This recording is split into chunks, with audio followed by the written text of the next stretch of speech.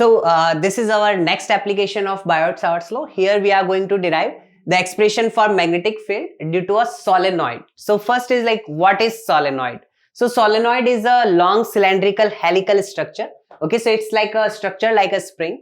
Okay, and it's like winding closely, but they are not connected. Okay, so they are insulated wires. So it is a large number of tons of insulated wires over a tube. Okay, so there is some base just to make the core. Okay, that can be a cardboard, and that is just some insulator. And then now when electric current passes through this solenoid, then there is a magnetic field which is produced around the solenoid and within the solenoid. So we are going to find an expression for the within the solenoid, how much is the magnetic field. So let us take a finite solenoid. So I just made a cylinder. So this is a solenoid, and this is out of the plane. So current is coming from here and entering here. So it is like this. Okay, so this is the solenoid, and now solenoid is having a radius r and then the length. Okay, so I am going to find the magnetic field at point P. This point P lies somewhere, not exactly in the middle, but this side the length is L2 and this side the total length is L1. Okay, now I am saying that first we go at a distance x, okay, and then take a width of dx. This width of dx, if you look in 2D, it will be rectangle. If you think in 3D, it's basically some turns are coming in with that width dx. Okay, so we are saying that current is I in the coil, and now how much is the total current? Now if you see this dx, what is that dx? Dx is a basically just a, you can say some turns are there in that small width, and current is also flowing. So I current is flowing, and there are, let's say, n number of turns. So total magnetic field due to this current carrying coil can be written at point P. So I am writing that magnetic field dB just due to this ring or coil can be written using the formula for the ring. So what was the formula for the ring? It was mu naught I r square. R was the radius of the ring. So radius of that coil or ring is same as r. So small r square divide by 2. Then on the axis of the ring, the distance is x. So r square plus x square raised to power 3 by 2. Now what is the current? This is the current I only. And if there are n turns, then we have to do times number of turns. How many turns are there? So let us define a parameter small n, and that is number of turns per unit length. So this solenoid is having small n number of turns per unit length. How many turns will be there in dx length, right? Dx is the width. So we'll say that it is basically number of turns per unit length into required length, that is dx. So this is my small magnetic field just produced due to this dx. There are bunch of coils. Okay, so I clubbed all of them and they are kept at x distance. Okay, so we are finding magnetic field due to this coil at x distance on the axis. So I use this formula, right? And times number of turns. There are n dx number of turns in that bunch. So this is my dB, and now I just need to integrate it. If I want to get the total magnetic field at this point, I will simply integrate all such coils. So I will say my x varies from where to where? Minus L1 to positive L2. But we are going to change. So we are not keeping x in terms of L1 and L2. Here, what I am going to do is, I have to integrate this thing, and x is the variable. So I am writing that my total magnetic field is nothing but integration. So just take common constant things out. So mu naught is constant, I is constant, r is radius, right? That is also constant whether this coil is here or anywhere, right? So r is the radius of the solenoid, that's a constant, divide by 2, that is also a constant, and the n is also a constant. What we are left with integration dx upon r square plus x square raised to power 3 by 2. Now for such integration we insert x is equal to r tan theta, right? So I am going to use substitution for this part. So for that I am substituting r is equal to dx sin theta. So my coil, my x was somewhere over here. This my dx, this was my coil. So I am saying that connect it to point P, and let us say this angle is theta. If this is theta, then this is also theta. This is my x, this is my r, and this is right angle. So I'll say tan theta tan theta is nothing but opposite, which is x by r. And that way I can say that x is nothing but r tan theta. Just differentiate this expression, so we get something for dx also. The differentiation of x is like dx, the r is a constant, and tan theta differentiation is sec square theta d theta.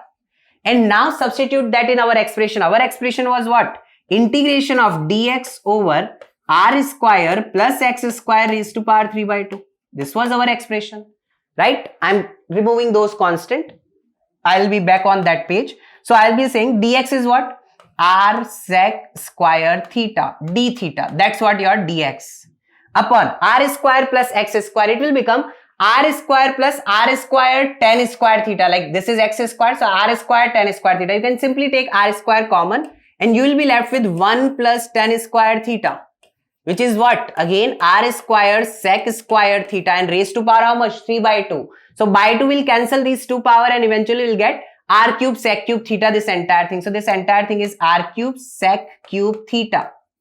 And integration of that, here the sec square can be cancelled from the cube, only sec theta is left, r can be cancelled, so 1 by r square is left. So I'll be saying 1 by r square. Then this is what? 1 upon sec theta, which is nothing but cos theta. So cos theta d theta. And integration of that. Now limit is on theta. So theta is changing from where to where? If you see this figure, from here it was theta that way, right? So I'll be saying we are starting all this way up to here.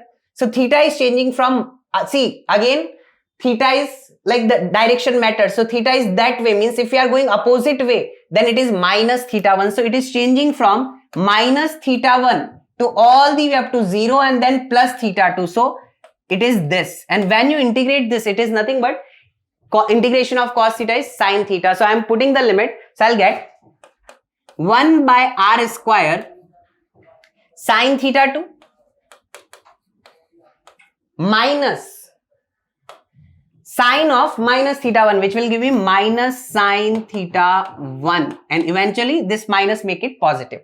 So this is the integration of that part, 1 by r square sine theta 1 plus sine theta 2. Now let's move back to our old expression. So this expression was this integration. So I'll be saying it is mu naught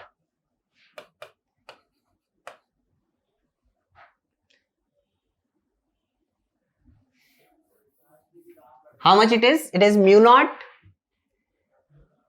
I r square n over 2.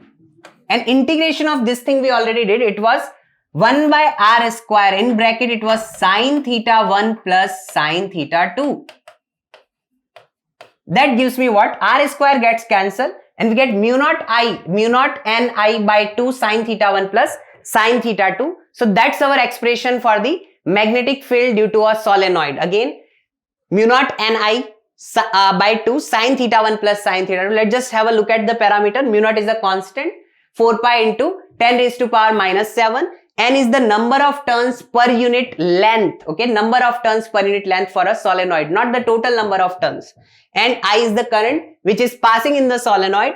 2 is 2, and then sine theta 1 plus sine theta 2. What is theta 1 and theta 2? If you want to get at this point, then just join this point to this, both ends, and draw a perpendicular. One angle is theta 1, other angle is theta 2. That's what your theta 1 and theta 2 are. So this was a finite solenoid which was having a limited length. If length is limited, both the angles will be limited. But let us discuss some special cases.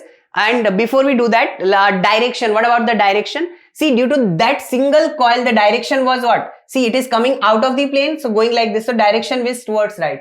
Now that coil is over here or over here, the direction is always towards right. So direction on the solenoid is along the axis. Okay, along the axis it is that way. Again, turn your fingers around any one of the loop and then you will see direction is towards the right. So that's how you find the direction. And now we are discussing that some of the points. First is ideal solenoid. What is ideal solenoid? Ideal solenoid is the solenoid which is having infinite length. Okay, so either infinite length or the other condition is the radius of the solenoid. This radius has to be way smaller when compared to length.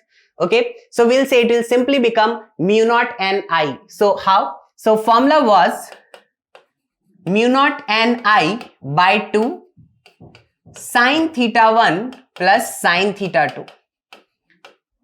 So see, if the solenoid is having infinite length, this was our solenoid, and let's say it is having infinite length. So if this is any point P, then I am simply drawing this perpendicular, I am joining it to the other end, and the other end is going towards infinity. So this angle will be 90 degree. Similarly, this also going towards infinity, so this angle is also going to be 90 degree. So theta 1 and theta 2 both are 90 degree, and sine 90 plus sine 90 is 1 plus 1 2. So I am simply cancelling it out, and we get mu naught Ni.